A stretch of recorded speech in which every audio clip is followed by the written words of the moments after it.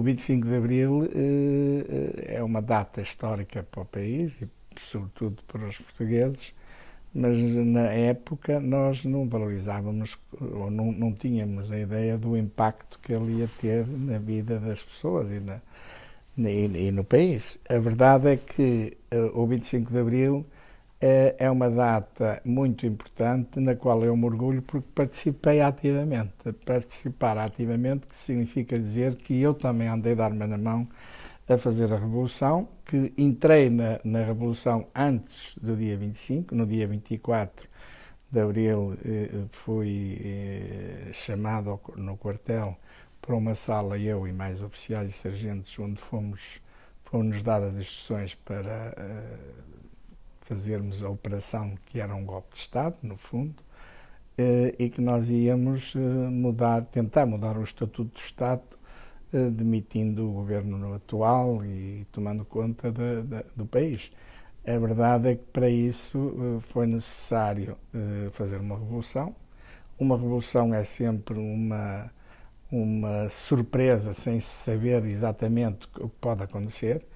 Nós, o que sempre falámos nas reuniões que tivemos no dia 24 é que não queríamos tiros, não queríamos que houvesse fogo, portanto a ideia era fazer a revolução pacífica. A mim entregaram-me um papel era difícil na noite de 24 para 25 comunicar por rádio. A PIDE ouvia todas as conversas se nós comunicássemos por rádio.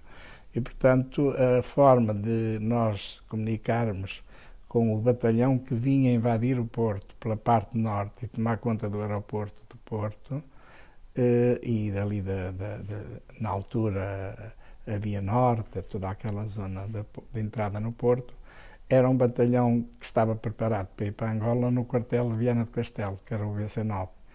E então a ideia era fazer a ligação entre o quartel-general no Porto e o VC9, em Viana do Castelo, de carro, para levar a informação se estavam prontos, a que horas é que iam sair, etc.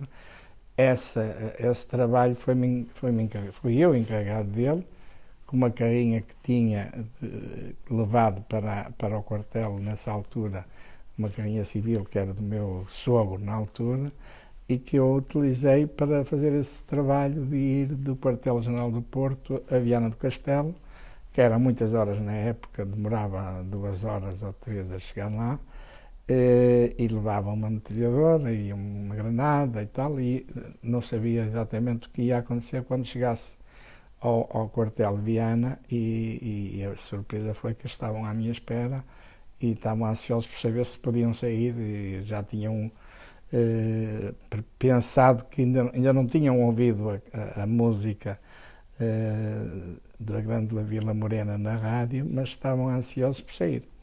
E eu disse, pá, não podem sair enquanto não for posta a música na rádio, que era a Rádio Clube Portuguesa na altura, a primeira que ia sair essa música, e só depois da Grande Vila Morena é que vocês podem sair para a rua, mas está tudo pronto e está tudo à vossa espera. Isto foi entre as 11 da noite, mais ou menos, 10h30, e as 2 da manhã. Andei neste vai-vem, né? Voltei para a Póvoa, porque uma das missões que tinha era que o quartel da Póvoa assegurasse que as pontes de Vila de Conde, as pontes sobre o rio, não fossem destruídas e impedissem de passar a tropa que vinha de Viana do Castelo. O curioso nessa altura foi que a essa hora da manhã passavam os vendedores do bilhão e traziam ali da Póvoa de Varzim os legumes, as cebolas, as couves, etc. E passavam ali, àquela hora viram aquele aparato todo e alguns assustaram-se e não paravam, fugiam para o ponto de fora. E nós dizíamos, pá, ninguém dispara, porque também ninguém tinha balas, e disse, vale a pena estar a dizer isso, porque ninguém tem balas, ninguém vai disparar.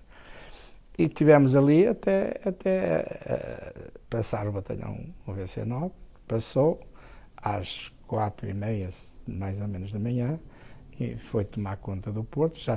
Nós já tínhamos ouvido a grande lá às 3 da manhã, sabíamos que eles estavam a sair e que demorariam mais ou menos 2 horas, 3 horas a chegar ali. A essa hora, curiosamente, já começámos a ver uma movimentação muito grande de guardas fiscais e de GNRs, de motoretas que iam para os quartéis, estavam a ser chamados, porque estavam naturalmente já a PIDE a perceber-se que ia haver um golpe de Estado.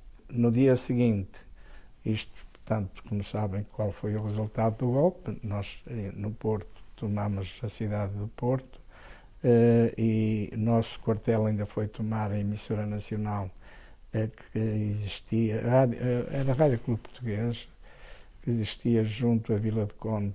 E, portanto, o que aconteceu a seguir foi a Revolução ter-se concluído, sobretudo em Lisboa. Não é? E aí é que a Revolução foi importante. E depois de feita a Revolução e realizada com sucesso, foi no próprio dia 25, houve uma grande manifestação na Póvoa de Varzim, no centro da Póvoa, uma manifestação de alegria, regozijo pela vitória da Revolução, e foi aí que me punham os cravos, o cravo vermelho nas armas, e que eu acabei por também receber e que aguardei até hoje. Está a esgotar o tempo de duração, se calhar, dele, porque já tem 50 anos. Né? Esta foi a minha participação no 25 de Abril.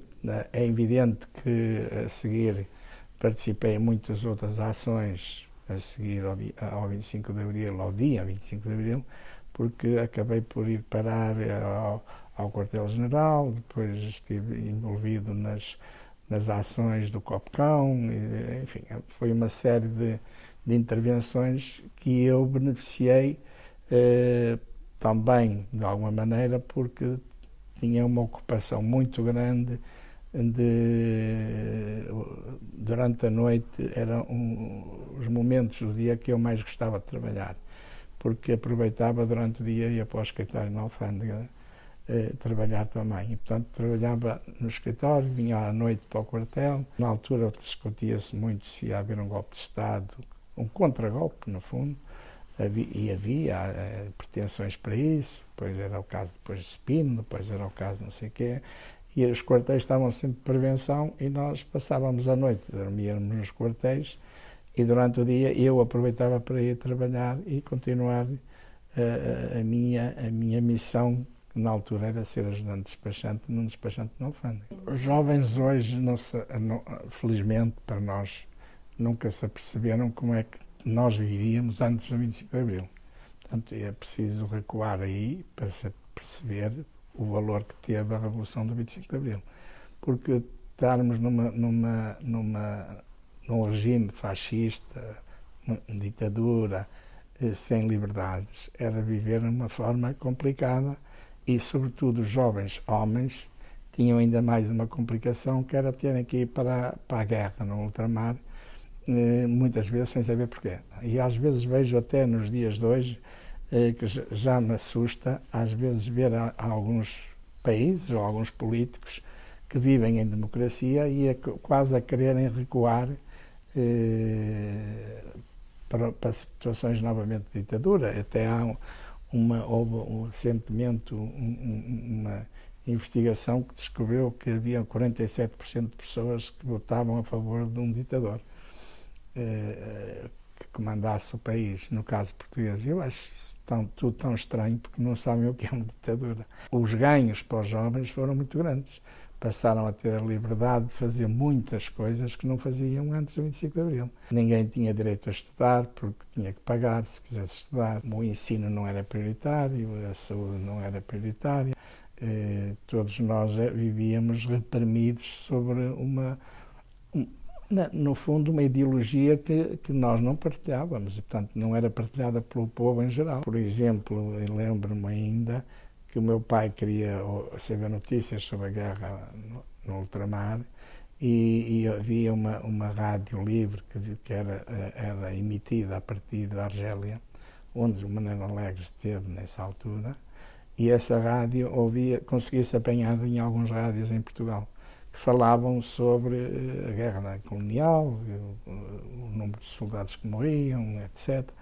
E, portanto, mesmo para ouvir esse rádio, havia a PID tinha uns carros com umas antenas especiais que detectavam as casas onde essa emissão estava a ser ouvida. Não é? E, portanto, o que contavam era que pôr em cima do rádio um copo com água que evitava que a antena fosse, isto não tem lógica nenhuma, mas que fosse ouvida. E o meu pai, eu lembro-me dele querer ouvir e meter um copo com água em cima do rádio para ouvir a rádio livre a partir da Argélia. É uma mudança radical, não é? Sobretudo de quem já se apercebia um pouco do que era a liberdade, do que era poder falar à vontade, não ter medo de espias, não ter medo de escutas. Foi importante perceber qual é o valor da liberdade e da democracia. Portanto, isso foi talvez a lição que nós transmitimos mais aos jovens, foi essa lição de que a liberdade vale muito, não é? Não se pode pôr em causa.